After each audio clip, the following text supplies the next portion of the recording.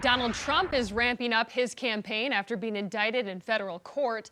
But how is it affecting the other candidates running against him?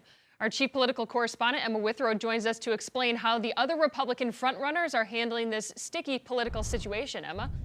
Right, Morgan. So usually in a contentious, crowded presidential primary such as this, these candidates would capitalize on the bad press the frontrunners facing. But Republicans have handled the Trump indictment very differently than most would expect. It seems all of them are playing a game of political battleship to avoid the bombs of Trump's significantly large base.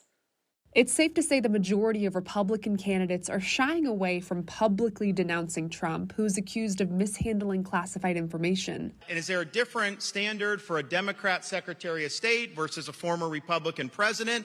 I think there needs to be one standard of justice in this country. This case is a serious case with serious allegations.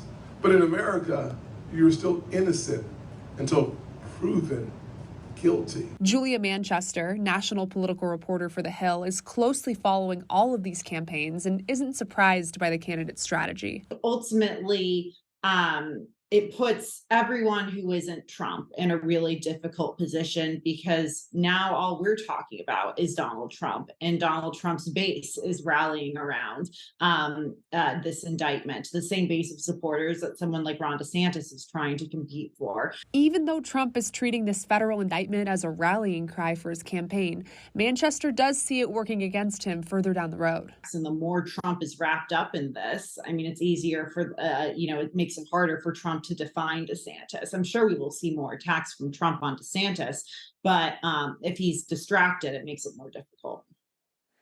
Vivek Ramaswamy and Perry Johnson, who were both polling far behind most Republicans in the primary, have gone as far as claiming they would pardon Trump if elected president and are actually demanding that other candidates promise the same. So we're just going to have to wait and see what happens.